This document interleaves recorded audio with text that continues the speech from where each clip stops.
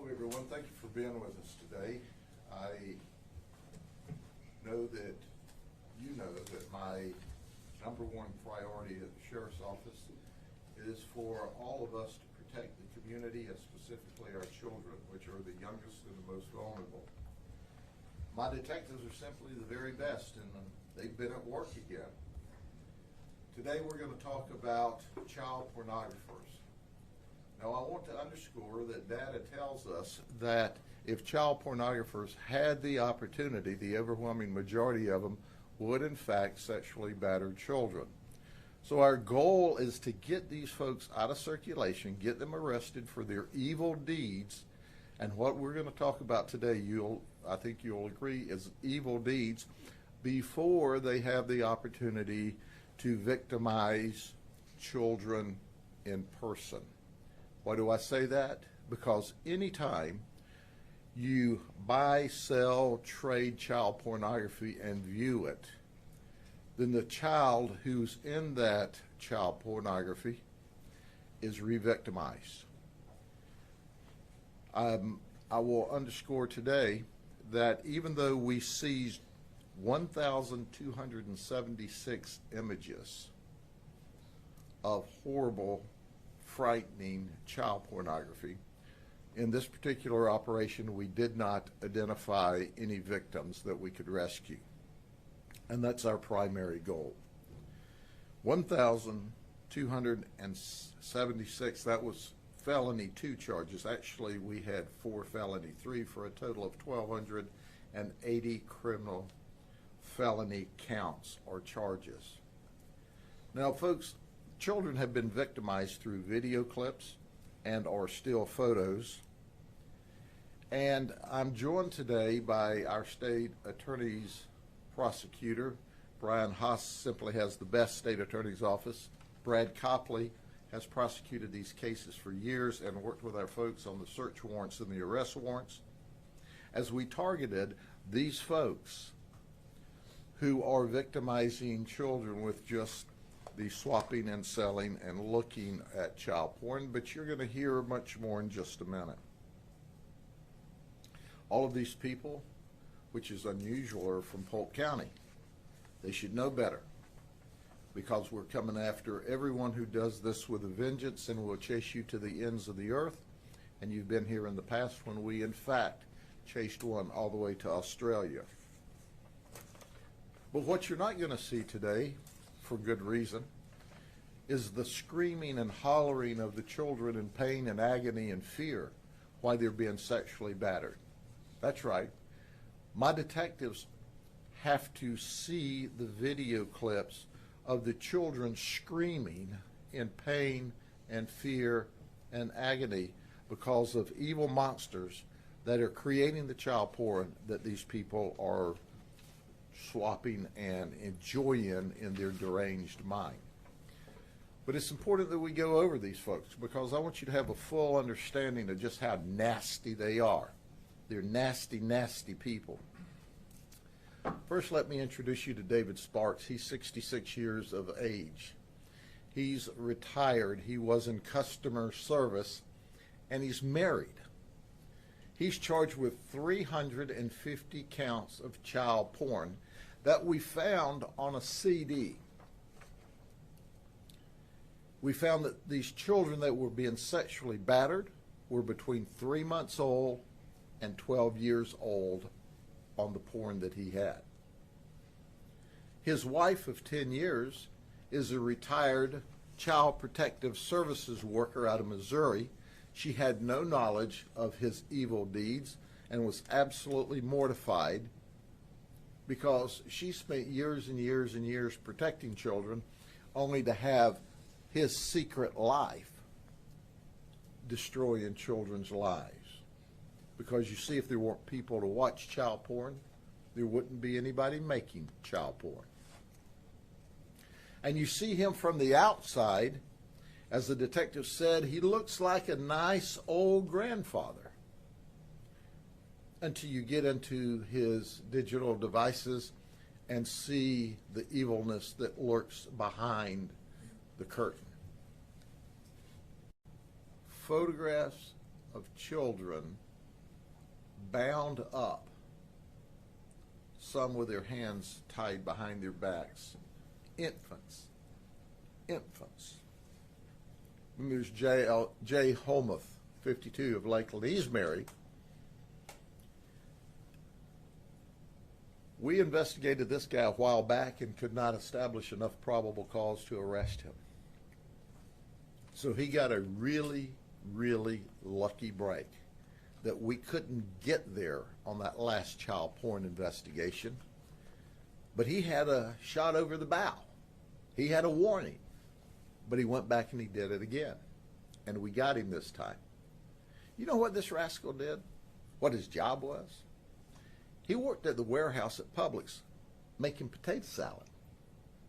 Now, I don't know what kind of potato salad it was, but you're safe to eat it now because he's in the jail, and we're not letting that rascal make potato salad in the jail. But that potato salad maker would also watch child porn when he could. He's been married 26 years. He carried micro SD cards in his wallet. Maybe so he could drop one in a device and watch, when he was away from home. But he carried micro SD cards in his wallet. If you've ever ordered potato salad and you had a micro SD card in it, return it to us because it's illegal, what he has on it. Shane Osborne, 33, Polk City. He works at Best Buy Warehouse in Polk City as well. He had 200 images of children between the ages of 1 and 13 years of age. He confessed. He said, but it's all a mistake. It's a mistake. I want y'all to know that. Because what I was looking for is bestiality photographs of people having sex with like dogs and horses. I've got a word for that. Nay, that's illegal. Horses don't want to be messed around with, and neither do dogs. They can't testify. But if you'll find any dogs he's been around, we'll give a sex battery test and see if we can figure out enough physical evidence to charge him with that. But that's his excuse. Hey, I didn't mean to download this child porn. 201 counts. And you didn't mean to? It was an accident? You were looking for adults having sex with dogs and horses? Man, you're a messed up individual. Then there's Reed Donaldson. He's 24. He also works at Best Buy, but he works in sales at Posner.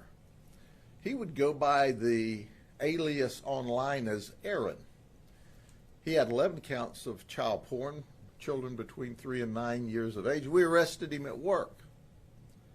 I don't know if we had to say, excuse me, customer, but he can't sell you a television right now because he's going to jail. But if you'll buy that television from Best Buy and turn it on, you can see his picture on it in a few days. They're all in jail. He's in jail. But William is married too. William Cuvas, 49, from Auburndale. He works for Coca-Cola in Auburndale. He had 67 counts of child porn, but to children between 6 and 10 years of age. I'm sorry, children between 4 and 12 years of age. He had 2 children at home. I underscore, there were no photographs of his children in the child porn, and his wife was horrified. Not only was he looking at child porn that covered the age range of his children, his wife is horrified, and no, his children weren't involved. We've screened them, and that's the first thing we do. The only bright spot in this investigation is apparently, from all indications, that the children weren't involved. Mama, you got time now. He's in jail. You don't want him around your children. Not with that kind of nastiness. Brian Thomas is 39 from Haines City. He's unemployed. He lives with mom and dad. Well, isn't that sweet? You're unemployed. You won't work. You're so sorry you won't work. You won't take care of yourself. Mom and daddy always will be your mom and daddy. They take you in, and the thanks that they get is we search their house with a search warrant because you're in possession of child porn of children between 5 and 7 years of age. Oh, by the way, he liked to play computer games. We saw his gaming computer, and you know, you can talk to children on these gaming computers as well as play games with them and groom them, all while he's living at home with mom and dad. These are all filthy individuals. We're going to do our very best to send them to prison for a very long time. But the investigation against them goes on. All of their devices have not been completely forensically examined, so there will be additional charges filed against these folks. We know that we need on our boardwear guy, or underwear guy as we say in Polk County, we need people to cooperate with us because we know there are victims out there that we're unaware of. One simple but We always strive to identify the victims in the photographs, and that investigation will go on as we work with the NCMEC as well. As I close out today, here's a warning to those in the community. We're coming after you. If you're a child predator, if you're involved in child pornography, you are at the top of our list of people to investigate and arrest. You're not going to victimize the children. You're just not going to victimize our children. Any questions? Sheriff, you said the men were from Polk County. Is there, and I know that you're working through to establish who these victims are, do you suspect or believe that any of the children might be from Polk County as well? In this day and age, it is so easy to make child porn. Anybody with a half-decent cell phone can be in the business. So why way back in the day, before and in the beginning of the internet days, child porn was very rare and very difficult to first make and then obtain. It was easier to track where it came from, and most of it, quite frankly, came from overseas. Today, there is a possibility that it occurred here. My detectives who have to look at this horrible stuff every day recognize some of it as being on the queue, and it's just moved around the country and the world.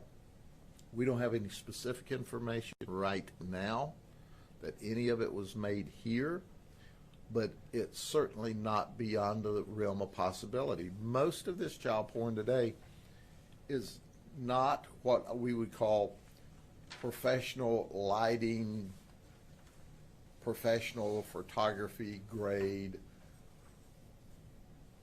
child porn.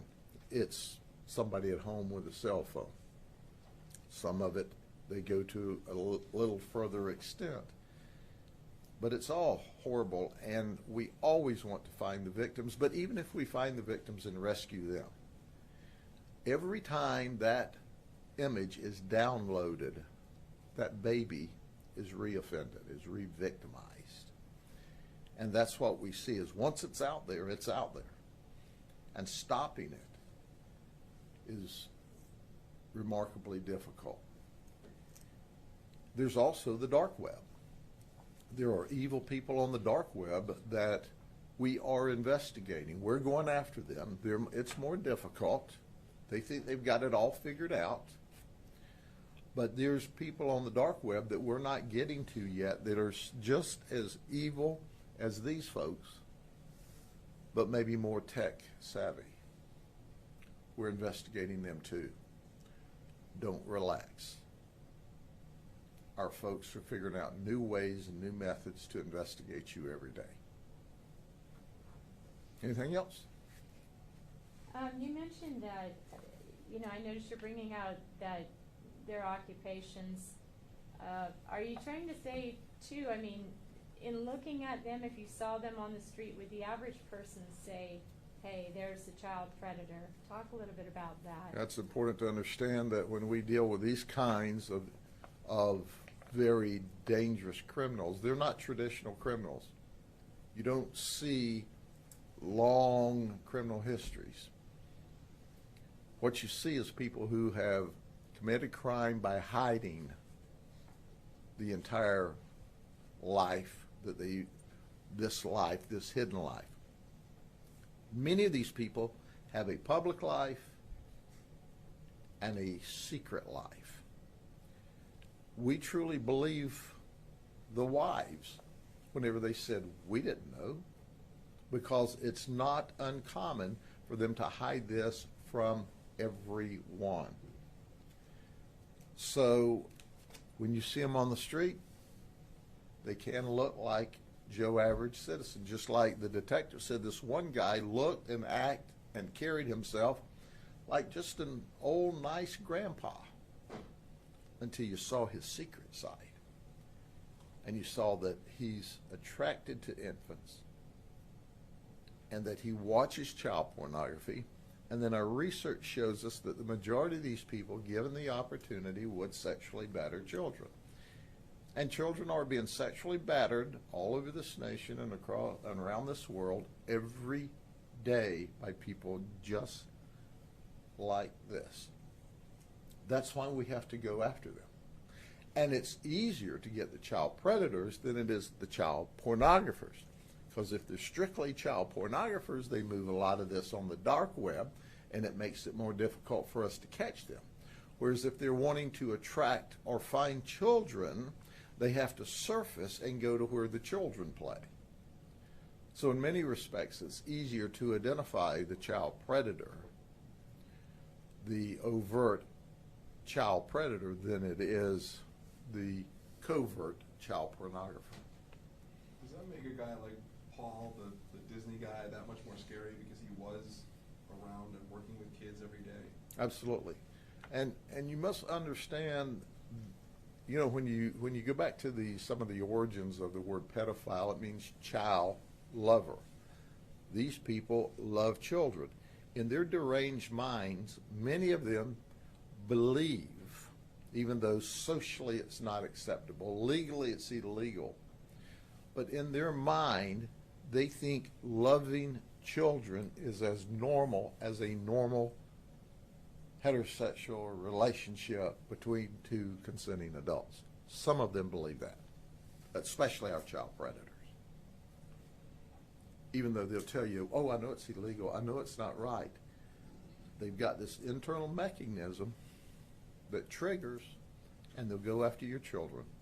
And if you're not all up in your children's business, if you don't know what they're doing online, if you're not monitoring it, if you're giving them space, you can be sure of one thing: the child predators fill in the space that you're giving them.